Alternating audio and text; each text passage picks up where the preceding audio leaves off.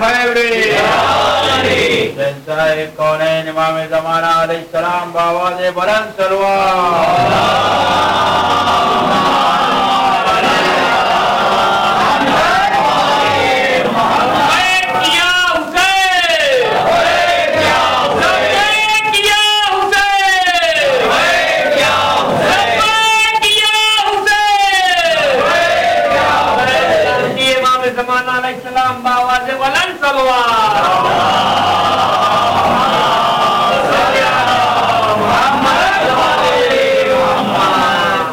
رحم المظلومین المظلومین المنتخبین المنتجبین ولعنۃ اللہ علی اعدائہم اجمعین من الآن الی قیام یوم الدین اما بعد فقد قال اللہ سبحانہ تبارک و تعالی فی کتابہ الکریم بسم اللہ الرحمن الرحیم وجعلناهم أئمة يهدون بأمرنا وأوحينا إليهم فعل الخيرات وإقام الصلاة وإيتاء الزكاة وكانوا لنا عابدين.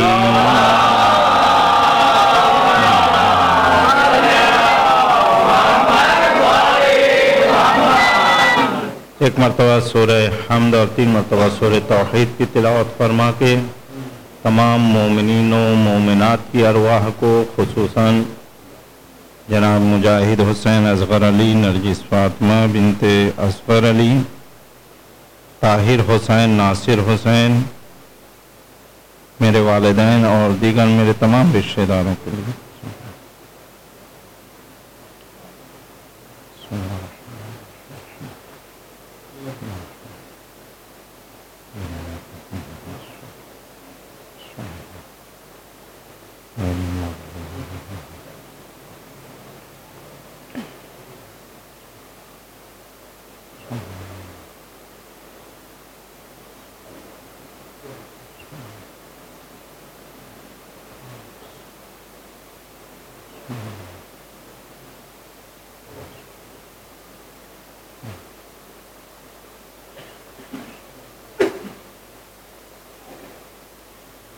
صلوات پر محمد و آل محمد.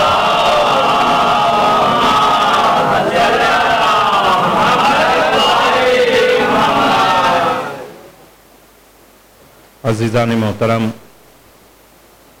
5 مجلسوں کے اس سلسلے کی آج آخری مجلس ہے. سورہ انبیاء کی جس آیت کے ضمن میں ہم لوگوں نے ائمہ الہی کے سلسلے میں کچھ باتیں عرض کرنے کی کوشش کیا، اسی آیہ کریمہ کو آج پھر میں نے سرنامہ کلام قرار دیا ہے. پروردگار کا ارشاد ہے، بسم اللہ الرحمن الرحیم وجعلناہم ائمہ، ہم نے انہیں امام بنایا ہے.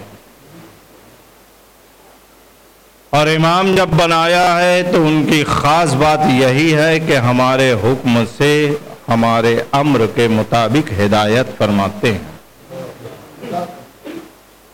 ہم نے ان کے طرف جو وحی کیا ہے، اوحینا الیہم فعل الخیرات، نیک اعمال کی وحی کیا ہے، واقام الصلاۃ، نماز کو باقی رکھنے کے لیے وحی کیا ہے، وایتاء الزکوٰۃ، حقدار تک اس کا حق پہنچا دینے کی وحی کیا ہے. دیکھیں، زکوٰۃ 2 طرح کی ہوتی ہے جو ہم عام طور پہ سنتے ہیں. ایک زکوٰۃ زکوٰۃ مال ہوتی ہے، جو عام طور پہ ہم جانتے ہیں، لیکن الحمدللہ مجھے جہاں تک علم ہے مال گاؤں کے کسی مومن پہ واجب نہیں ہے. میں طنز نہیں کر رہا ہوں، جو ایک قانون ہے زکوٰۃ کا، اس کے اعتبار سے میں نے کہا ہے. زکوٰۃ دوسری جو آتی ہے وہ زکوٰۃ بدن ہے، جسے ہم آپ سنتے ہیں رمضان مہینے میں، جسے فطرہ کہا جاتا ہے۔ زکوٰۃ بدن، زکوٰۃ فطرہ، یہ دونوں واجب زکوٰۃ ہے۔ لیکن حقیقت میں زکوٰۃ ایک لفظ ہے جو انسان کو پاکیزہ بنانے کے لیے اللہ نے انسان پر واجب کیا ہے، کیونکہ لفظ زکوٰۃ کا معنی ہی پاکیزگی ہے۔ یہ متوجہ رہیے آپ حضرات۔ قد افلح من زکاہا، کامیاب ہو گیا وہ کہ جس نے اپنے نفس کو پاکیزہ کیا۔ تو نفس کی پاکیزگی زکوٰۃ ہے۔ اور آج میں نے ترجمہ دوسرا کیا، میں نے ترجمہ کیا حقدار کو اس کا حق پہنچا دینے کی وحی کیا ہے۔ تو اس میں صرف مال نہیں ہے، اس میں صرف دولت نہیں ہے، اس میں بہت سی چیز آتی ہیں۔ میں آپ سے بتلاؤں، کوئی بزرگ آ گیا، اس کا احترام ہمارے پاس ہے، میں کیا عرض کر رہا ہوں، اس بزرگ تک اس کا احترام پہنچا دینا ایتاء زکوٰۃ ہے۔ گھر میں پہنچے، بہت گھبرائے ہوئے پہنچے تھے، کام کر کے آئے تھے، تھکے ہوئے تھے، لیکن سامنے ماں باپ کا چہرہ دکھائی دے گیا۔ فوراً ہم نے اپنی تھکن کو بھلایا، کہا السلام علیکم۔ یہ کیا ہے؟ ایتاء زکوٰۃ ہے۔ دیکھیں میں کیا عرض کر رہا ہوں، احترام والدین ایتاء زکوٰۃ ہے۔ اور اس طرح کی بہت سی چیزیں اخلاقی جو ہیں ہمارے یہاں پہ، مثلا اب ایک بات بتلا دوں کہ صاحب ہم لوگ آپس میں گفتگو کر رہے ہیں، اور گفتگو کرتے کرتے کسی کی بات نکل آئی اور ہمارے پاس اس کے لیے اچھی بات ہے۔ دیکھیں میں کیا عرض کر رہا ہوں، ہمارے پاس اس کے لیے کوئی اچھی بات ہے، سامنے والا کچھ بھی بولے، ہمارے لیے ایتاء زکوٰۃ واجب ہے، اور اس کی تعریف کرنا ہم پر فرض ہے تاکہ مومن کا احترام باقی رہ جائے۔ صلوات پڑھے محمد والے محمد۔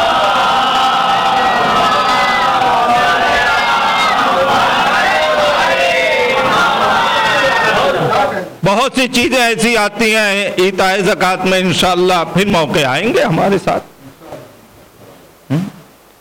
اخلاقیات کے سلسلے میں، اعمال کے سلسلے میں، عقائد کے سلسلے میں۔ اب ایتاء زکوٰۃ میں ایک چیز اور بتلا دوں تاکہ مربوط ہو جائے۔ ہماری قوم کے جوان کو ضرورت ہے علم کی،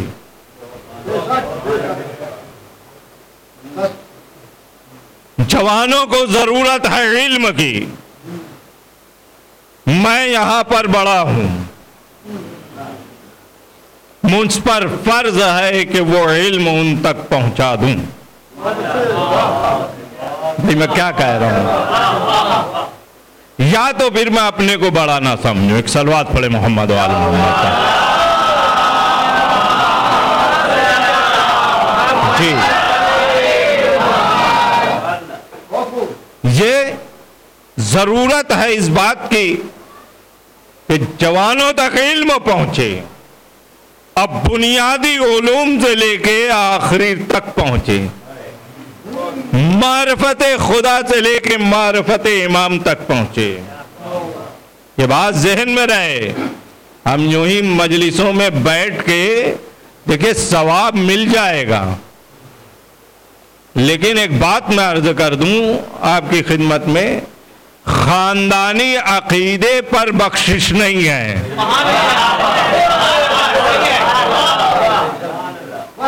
خاندانی عقیدہ نہیں بخشوائے گا۔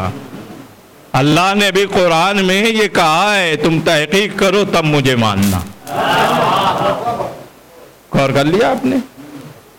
اللہ نے کہا ہم نے انہیں امام بنایا ہے جو ہمارے حکم کے مطابق چلتے ہیں۔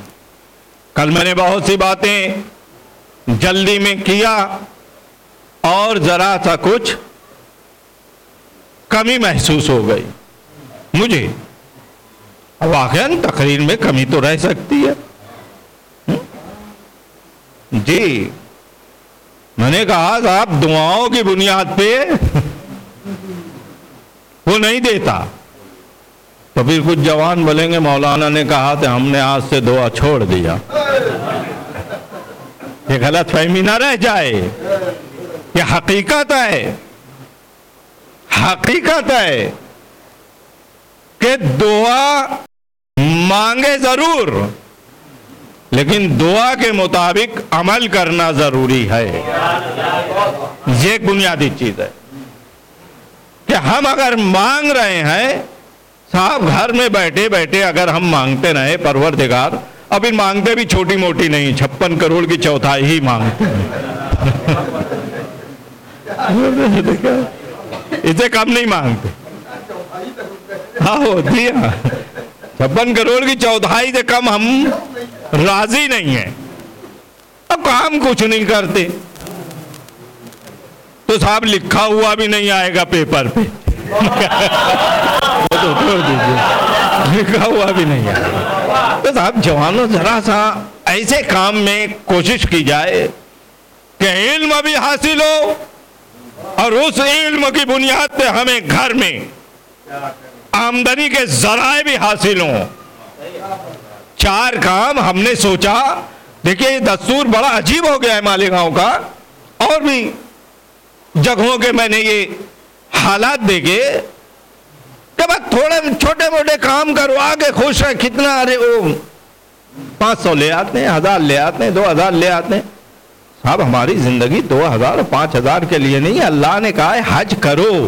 بھائی ذرا تو سوچے نا، اللہ نے فرمایا حج کرو، حج کے لیے 2000 5000 سے کچھ ہونے والا نہیں ہے، تو اتنی تو کوشش کرے تاکہ پروردگار دے ان کا معبود حج کی توفیق دے، یعنی اتنی دولت دے کہ وہاں آ جائے۔ یہ سب تو ہو، کوشش کرنا چاہیے، محنت کی ضرورت ہے، اور محنت کا انداز کیا ہونا چاہیے وہ ہر آدمی اپنے اعتبار سے جانتا ہے۔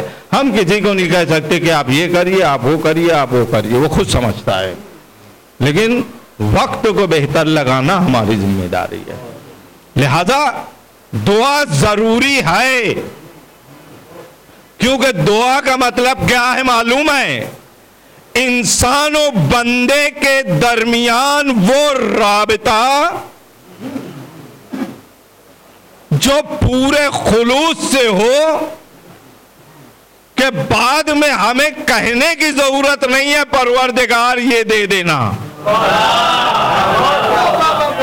مانگنے کی ضرورت نہیں ہے، وہ بے مانگے دیتا ہے،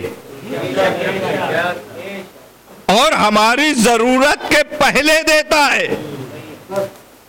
غور کریں آپ، وہ جملے جو اکثر آپ علماء سے سنتے ہیں، میں اشارہ کر کے آگے نکل جاؤں کہ انسان کو انسان کی پیدائش کے پہلے اس کی غذا کا انتظام کرتا ہے پروردگار۔ ہاں جو متوجہ ہے متوجہ ہیں، ہم آپ نہیں سمجھ سکتے۔ اب شب جمعہ بھی ہے، میں ذرا سا دعا کے 2-4 الفاظ 2-4 جملے عرض کر دوں۔ رجب کی دعا ہم پڑھتے ہیں الحمدللہ، اور پڑھتے ہیں تو اب غور کر کے پڑھیں گے۔ ماہ رجب میں ہر نماز کے بعد ایک دعا ہے، وہ دعا کیا ہے؟ یا من یوتی، درمیان سے پڑھ رہا ہوں، یا من یوتی کثیرا بالقلیل یا من یؤتی الکثیر بالقلیل، یہ وہ ذات جو کم کے مقابلے میں کثیر عطا کرتا ہے. یا من یؤتی الکثیر بالقلیل، یا من یؤتی من سألہ، اے وہ ذات کہ جو اسے دیتا ہے جو اس سے سوال کرتا ہے. ذرا غور کرتے جائیں. ہاں، یا من یؤتی من سألہ ومن لم یسألہ، اور اسے بھی دیتا ہے جو سوال نہیں کرتا، اسے بھی دیتا ہے جو سوال نہیں کرتا. اور اس سے بڑھ کے معصوم فرماتے ہیں وَمَن لَمْ يَعْرِفْهُ، اسے بھی عطا کرتا ہے جو پہچانتا بھی نہیں، اسے بھی عطا کرتا ہے جو پہچانتا بھی نہیں. کیوں؟ تحننا منہ رحمہ، اس لیے کہ پروردگار ہے، مہربانی کرتا ہے. تو پھر جب بغیر معرفت والے کو بھی دیتا ہے تو معرفت کے بعد اس سے لو لگانے پہ کیوں نہ دے گا؟ یہ اصل ہے. لیکن اب میں ربط دے دیتا ہوں کل کی بات سے. لیکن اپنی نمازوں، روزوں، دعاؤں، سجدوں، عقیدوں اور جو بھی سمجھ لیجئے دین کے کاموں کو احسان سمجھ کے نہ رکھے کہ ہم نے یہ کیا تو دیتا رہے. یہ نہیں ہے، بلکہ تیرا حکم ہے تو ہم یہ کر رہے ہیں. تو بول رہا ہے تو ہم ادا کر رہے ہیں. احسان نہیں کر سکتے. کیوں؟ اس لیے کہ میں نے کل اشارہ کیا تھا، ہماری نماز اور ہم کہاں، ہماری نماز کی وہ حیثیت کہاں، روزوں کے وہ معیار کہاں.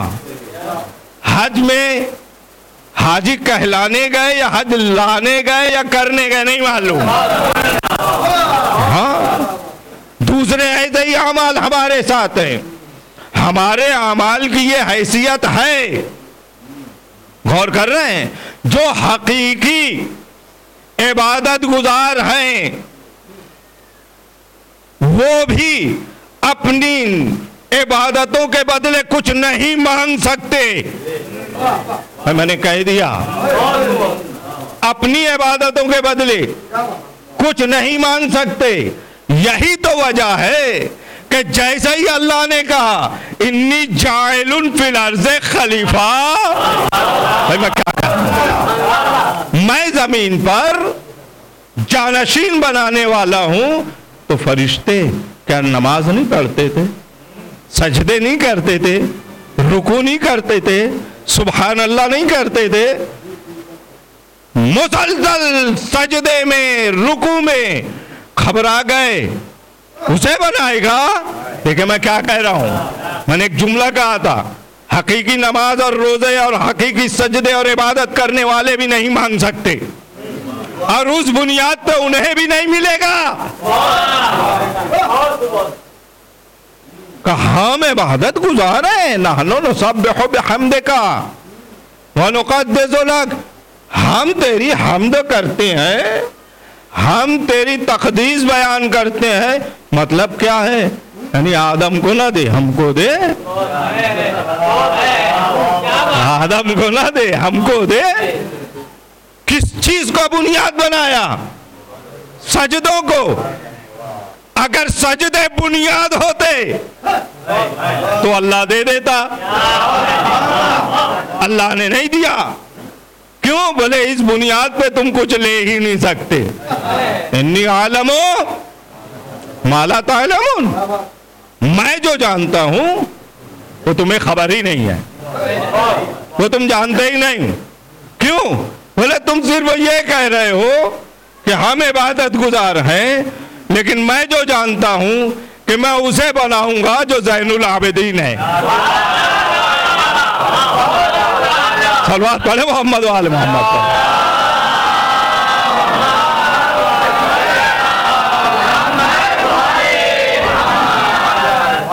بھائی تم تو صرف آدم کو دیکھ رہے ہو، لیکن میں نسل آدم میں دیکھ رہا ہوں۔ تم عبادت گزار ہو، میں زین العابدین کو بناؤں گا۔ تم سجدہ گزار ہو، میں سید سجاد کو بناؤں گا۔ کسی نے پوچھ لیا کہ مولا سید سجاد کیا کہنا آپ کی عبادتوں کا؟ یہ نمازیں، یہ روزے، یہ سجدے، انداز عبادت ایسا کہ زین العابدین کہلائے، سید سجاد کہلائے۔ آپ کی عبادت واقعاً عبادت ہے۔ سر کو اٹھایا، کہتے مولا کبھی سر نہیں اٹھاتے تھے۔ یہ فرزدق نے بھی کہا ہے اپنے کلام میں، ہاں جی، مولا سامنے دیکھ کے بات نہیں کرتے تھے، لیکن جیسے ہی سامنے والے نے کہا نا، سر کو اٹھایا، آنکھوں میں آنکھیں ڈالا، بولے میری عبادت کہاں؟ میرے دادا کی عبادت میری عبادت سے بڑھ کے، میرے دادا کی عبادت میری عبادت سے بڑھ کے ہے۔ بولے مولا آپ کے دادا کی عبادت؟ بولے ہاں ان کی عبادت میری عبادت سے بڑھ کے۔ بولے کیسے؟ بولے ان کی عبادت کا انداز دیکھنا ہے تو رسول اللہ نے کہہ دیا ضربت علی یوم الخندق۔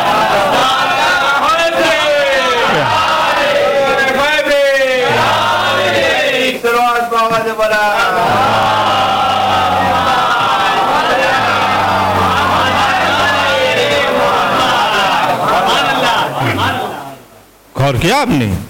تو جب امام بنایا ہے تو ان کی عبادتیں اس انداز کی ہیں۔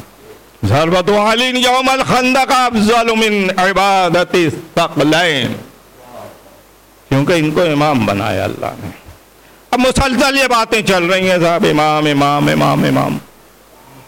جوان بچے بھی ہیں، بچہ اس لیے کہ شادی شدہ نہیں ہے، ہمارے نوجوان بھی ہیں، یہ بچے بھی ہیں، بزرگ بھی ہیں، لیکن امامت کہتے کس کو ہیں؟ امامت کی تعریف کیا ہے؟ امامت کا معنی کیا ہے؟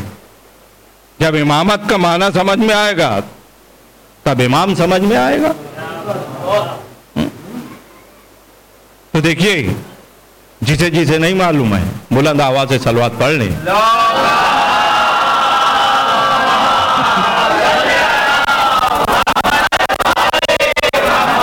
اور الحمدللہ جسے معلوم ہے اس سے بلند پڑھ لیں۔ معلوم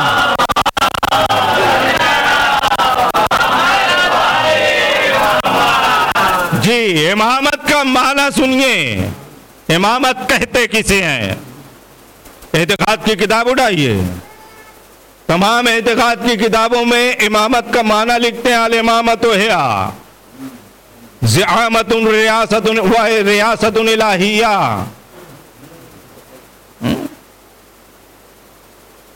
کہتے ہیں امامت سرداری اور اللہ کی طرف سے عطا کی ہوئی رہبری کا نام ہے، مگر کس کے اوپر؟ وہ اہم ہے، علی الخلق،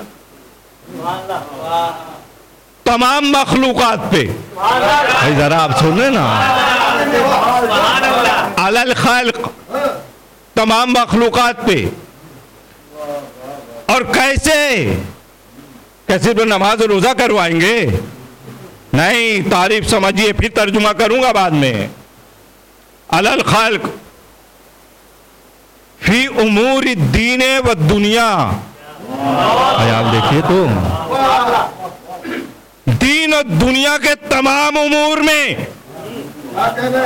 دین اور دنیا کے تمام امور میں نیابتاً عن النبی، نبی کی نیابت میں۔ پھر تو جلدی سے عربی پڑھ کے ترجمہ کر دوں۔ یا زعامت و ریاست الہیۃ علی الخلق فی امور الدین والدنیا نیابتاً عن النبی۔ الہی سرداری جو نبی کی نیابت میں مخلوقات عالم پر دی گئی ہو، اسے امامت کہتے ہیں۔ اور جسے امامت دے دی جائے پھر وہ دین و دنیا کا سردار ہوتا ہے، وہ دین و دنیا کا سردار ہوتا ہے۔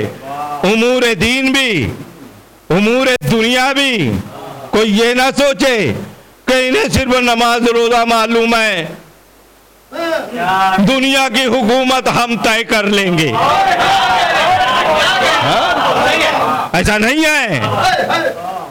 امور دین بھی ہے، امور دنیا بھی ہے، اور کائنات میں اللہ نے دو تین مومنین کو یہ دیا، جس میں ایک مشہور ذوالقرنین ہے،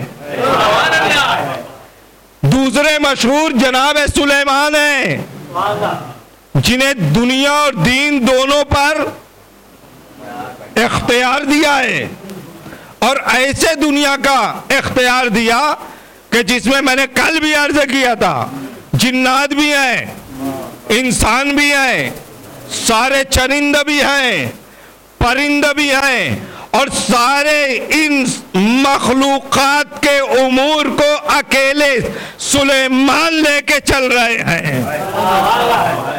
اسے کہتے ہیں حکومت الہیہ۔ اور جب نبی کے زمانے میں دیکھا گیا تو لوگ سمجھ ہی نہیں سکے، کیوں معلوم ہے؟ ذرا تو سنیے گا۔ نبی کو 40 برس تک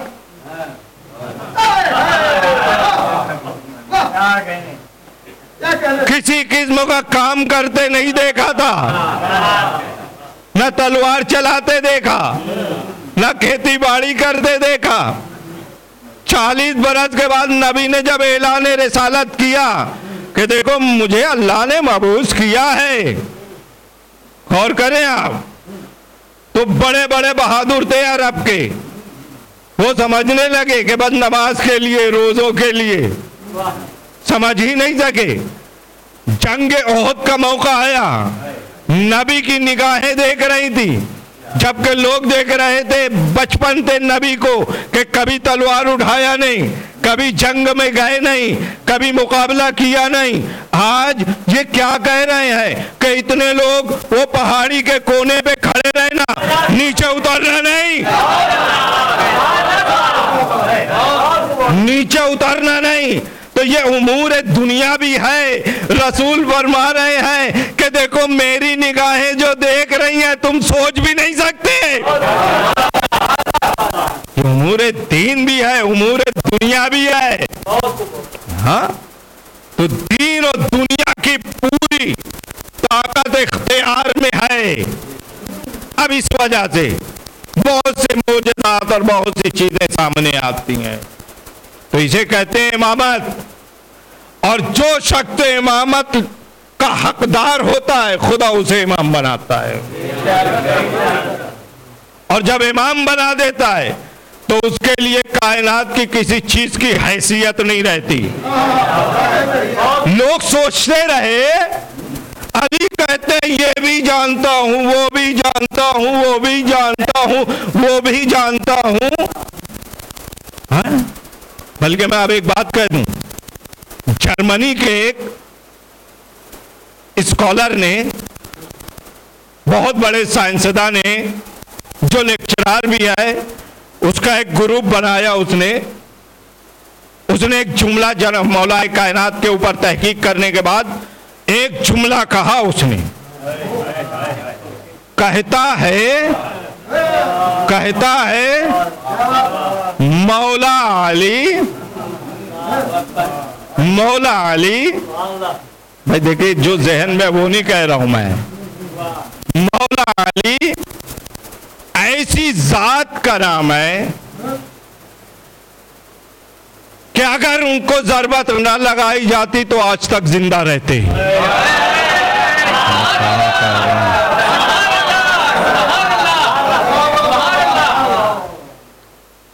لوگوں نے پوچھ لیا ارے سر آپ نے یہ کیوں کہا؟ یہ جملہ کیوں کہا کہ ضرورت نہ لگتی تو آج تک زندہ رہتے؟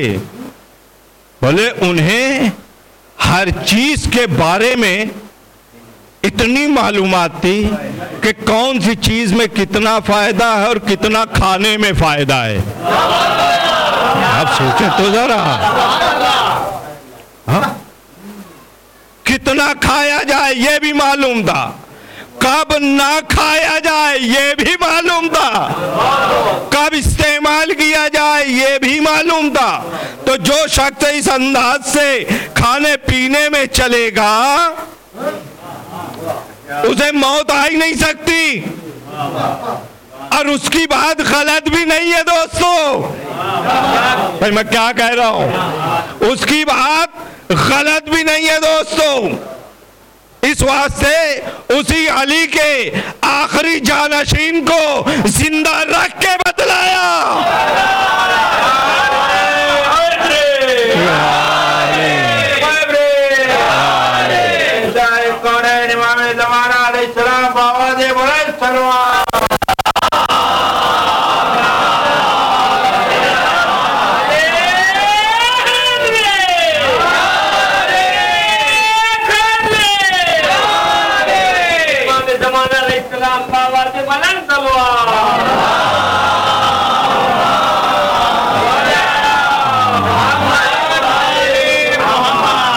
اور کیا آپ نے، اور اس انداز سے زندہ رکھا ہے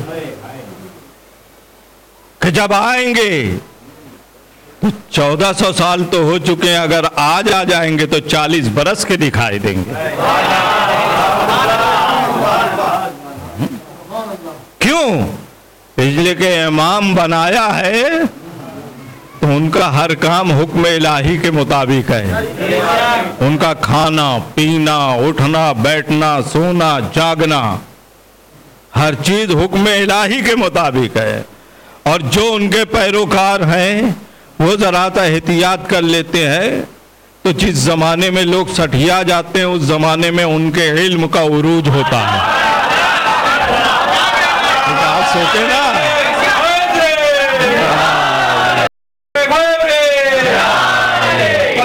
محمد علیہ السلام پر باواز بلند سلوات۔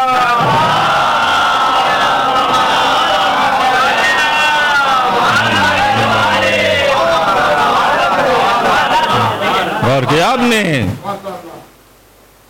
تو یہ امام ہیں، اور انہیں جب حکم دیا جاتا ہے تو ہدایت کے روشن چراغ ان کے پیچھے پیچھے چلتے ہیں۔ جی، یہ ہدایت کرتے ہوئے چلتے ہیں، کیونکہ ان کے لیے حکم الہی اہمیت رکھتا ہے۔ غور کر رہے ہیں آپ؟ اب انہوں نے جو بھی فرما دیا حکم الہی ہے، جو بھی کر دیا حکم الہی ہے۔ کل ایک صاحب مجھ سے کہنے لگے بیٹھک میں، ہمارے بھتیجے ہیں بھائی ہیں، کہنے لگے مولا نے فرمایا ہے، بہت دل تھام کے سنیے گا بھائی، مولا نے فرمایا ہے عورتیں ناقص العقل ہوتی ہیں۔ بھائی واہ نہیں کر رہے، گھر جانا ہے، سب کو گھر جانا ہے، ہاں، اور مجھے تو یہی رہنا ہے۔ عورتیں ناقص العقل ہوتی ہیں، ہاں صحیح ہے، مولا نے فرمایا ہے۔ بولے اس کا مطلب؟ بولے مولا ہی سمجھا سکتے ہیں، ہمارے آپ کے کہنے سے نہیں ہے کہ انڈے میں نمک کم ہو گیا اٹھا کے پھینک دیے ناقص العقل ہے۔ یہ کوئی طریقہ نہیں ہے زندگی کا۔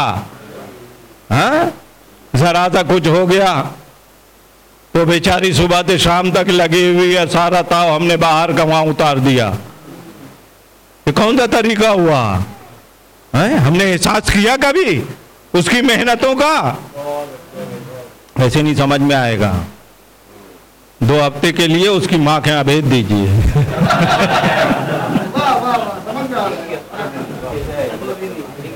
ہاں گھر میں جھاڑو صحیح سے نہیں پڑے گا. جی چلیں گے پیر میں دھول چپکے گی. ہاں محنت ہی تو ہوتے ہیں لیکن ناخوش الاق لیں, لے دے کے ناخوش الاق لیں. انہیں عقل کم ہے. سن لیجئے گا صاحب, ناقص العقل ہوتی ہیں عورتیں. ہاں مرد تو پوری عقل والے ہوتے ہیں.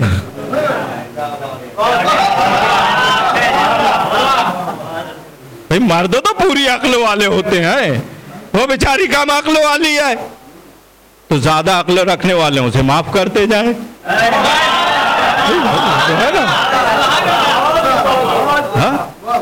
تانے تیرے عقل تو بڑھتی نہیں ہے. لیکن نہیں, حقیقت میں ناقص العقل کا معنی ہی کچھ اور ہے. جی ناقص العقل کہتے کسے ہیں؟ معصوم ہی سے پوچھ لیا, مولا آپ نے فرمایا ہے عورتیں ناقص العقل ہوتی ہیں. صحیح ہے, مطلب کیا ہے؟ بولے اللہ میں بات کیا ہے معلوم ہے وقار صاحب؟ ہر آدمی اپنے مطلب کی لیتا ہے.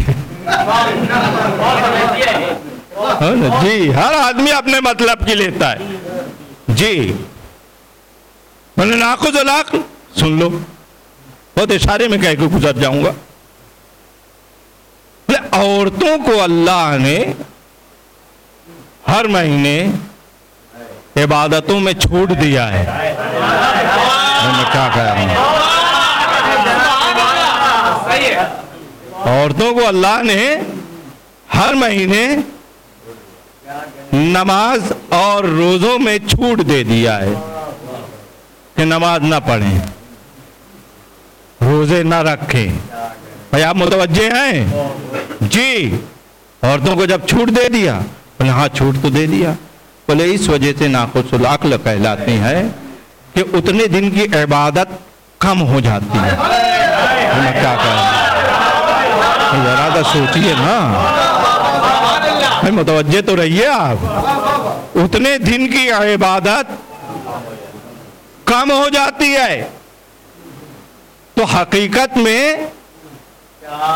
برداشت کر لیجئے گا صاحب, حقیقت میں ناقص العبادہ ہونے کی وجہ سے, عبادت کی کمی کی وجہ سے انہیں ناقص العقل کہا گیا ہے. یعنی عبادت کم ہے تو حق کم ہے, نماز روزے کم ہو گئے تو کہا ناقص العقل ہے. بھائی کتنا اچھا لگا. بولے عورتوں کو اگر عبادت چھوڑوا دے خدا تو ناقص العقل ہے. جو مرد پڑھتے ہی نہیں, ایک صلوات پڑھے محمد و آل محمد پر.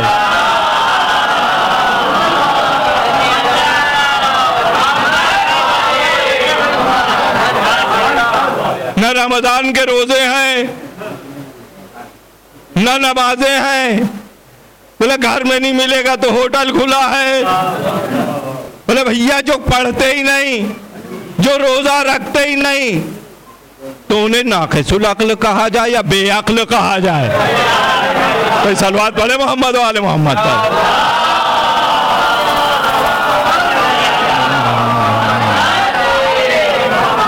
یہ ہے بنیاد, یہ ہے وجہ. وہ اب سن لیجئے, تاخیر ہوگی تو آج معاف کر دیجئے گا. اگر عورت ہونے کی بنیاد پر, دیکھیں جملہ کہوں گا, اگر عورت ہونے کی بنیاد پر ناقص العقل کہا جائے گا تو معاذ اللہ ثم معاذ اللہ خاتون جنت بھی عورت ہیں.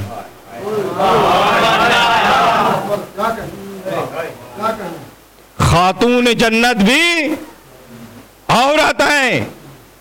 انہیں کوئی ناقص العقل نہیں کہہ سکتا، بلکہ یہ کہا جائے گا وہ ایسی خاتون ہے جن کی تعظیم عقل مجسم کرتا ہے۔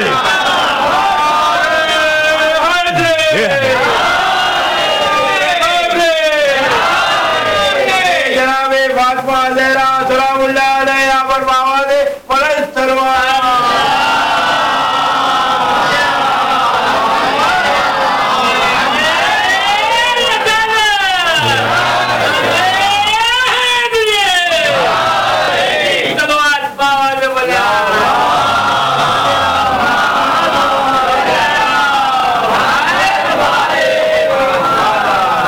کیا نا آپ نے جی،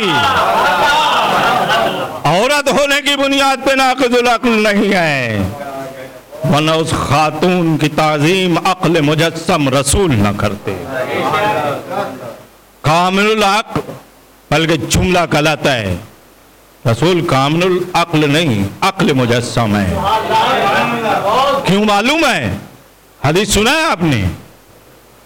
اول ما خلق اللہ نوری، نوری، اللہ نے سب سے پہلے میرا نور پیدا کیا۔ لیکن دوسری حدیث پڑھیے کتاب میں، دیکھیے کتاب کافی میں، اول ما خلق اللہ العقل، اللہ نے سب سے پہلے جو چیز پیدا کیا وہ عقل ہے، وہ عقل ہے۔ اور کیا آپ نے، یعنی آپ سمجھ لیں اول ما خلق اللہ نوری، اول ما خلق اللہ العقل، یعنی جو نور رسالت ہے وہی عقل ہے، اور جو عقل ہے وہی نور رسالت ہے۔ پھر یہی نہیں ہے، حدیث آگے بڑھی، حدیث آگے آئی کتاب کافی میں، فرماتا ہے پروردگار معصوم فرماتے ہیں اول ما خلق اللہ العقل، اللہ نے سب سے پہلے عقل پیدا کیا، ثم قال اقبل، آگے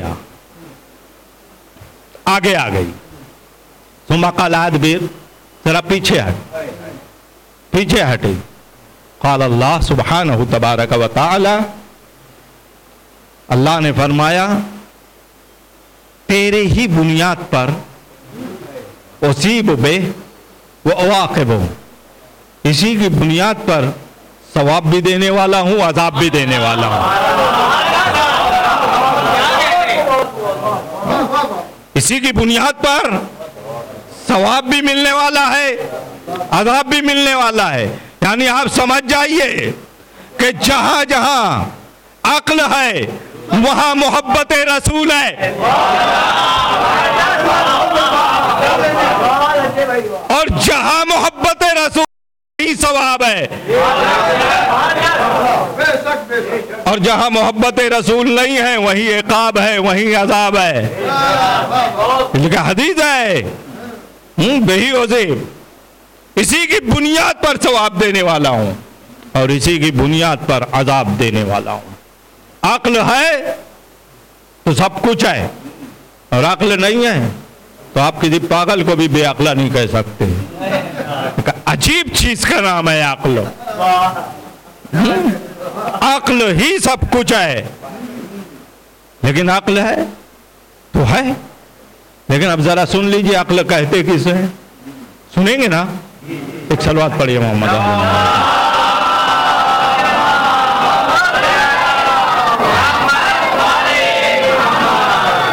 چھٹے امام نے فرمایا، کسی نے پوچھا عقل کیا ہے؟ معصومین تو وہ ہیں کہ سامنے بیٹھ جائیے تو وقت برباد نہیں ہوتا تھا، کچھ نہ کچھ بیان فرماتے تھے۔ فرماتے ہیں العقل، سن لے جوان لوگ، عقل کسے کہتے ہیں؟ گاڑی چلانے کو عقل نہیں کہتے، بہت اچھا کرکٹ کھیل لینے کو عقل نہیں کہتے، لیکن میں کیا کہہ رہا ہوں، ہاں بہت اچھی کرکٹ کھیل لینے کو عقل نہیں کہتے، اور جتنے کام ہم سمجھ لیں بولے ارے کیا کہنا، میرا لڑکا ابھی 12 سال کا ہے، موبائل تو ایسا چلاتا ہے کہ یہ تعریف نہیں ہے صاحب، یہ ہماری عاجزی ہے، ہم پریشان ہیں کہ ہم پریشان کر دیتا ہے گھر میں، اس لیے دے دیتے ہیں۔ دیکھیے ہر گھر کی کہانی ہے، برا نہیں مانیے گا جی۔ بولے یہ سب کو عقل نہیں کہتے، چھٹے امام سے دریافت کیا گیا عقل کیا ہے؟ فرماتے ہیں العقل ما عبد بہ الرحمن واقتصب بہ الجنان۔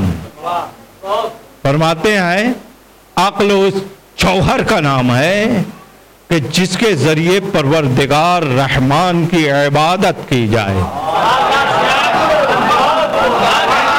ذرا تو سوچے نا بھائی، برا لگ رہا ہے پیچھے والوں کو کیا؟ عقل اسے کہتے ہیں جس کے ذریعے سے رحمان کی عبادت کی جائے۔ وقت سے بہ الجنان، اور اس کے ذریعے جنت حاصل کرنے کے اعمال کیے جائیں۔ عقل اسے کہتے ہیں کہ اگر رحمان کی عبادت میں لگا ہے تو عاقل ہے، جنت کے حصول کے لیے کوشش ہے تو عقل مند ہے۔ سن لیجیے، پوچھنے والے نے پوچھا وما ہے عند المعاویہ، بھئی آپ سمجھ گئے جی، یہ فرزند رسول، پھر اس کے پاس کیا تھا؟ اس کے پاس کیا تھا؟ فرماتے ہیں تلک الشیطنہ۔ بھئی ترجمے کی بھی ضرورت نہیں ہے، تلک الشیطنہ شبیہ بالعقل، کہتے وہ شیطنت ہے جو عقل کے مشابہ دکھائی دیتی ہے۔ کیوں؟ اس لیے کہ ہوشیاری دکھاتا ہے علی کا حق چھین کے، ہوشیاری دکھاتا ہے رسول و آل رسول کی بے حرمتی کر کے۔ بولے وہ شیطنت ہے۔ کیوں شیطنت ہے؟ اس لیے شیطنت ہے کہ اللہ کے نمائندے کو ایک نے نہیں مانا، شیطان کہلایا۔ صلوات پڑھے محمد و آل محمد کا۔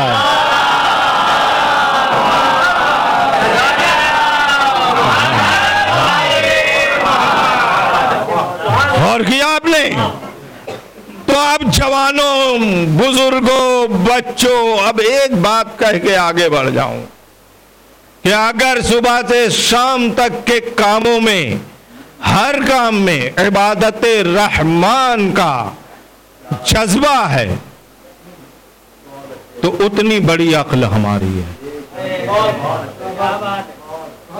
کیا کریں؟ بولے عورتیں گھر میں جھاڑو دیتے ہوئے صلوات پڑھتے رہیں، کھانا پکاتے ہوئے درود پڑھتے رہیں، مرد اپنے کاروبار میں لگے بھی آل محمد کو یاد کرتا رہے، گھر میں آ جائے تو ذکر رسول و آل رسول کرتا رہے۔ اگر یہ اس طرح سے زندگی کے لمحات گزر رہے ہیں تو ہم سے بڑا عاقل کوئی نہیں ہے۔ ہم عقل مند کہلائیں گے، ہم عاقل ہیں، لیکن خدا نہ خواستہ ہم الگ الگ ذہنوں کو لیے ہوئے الگ الگ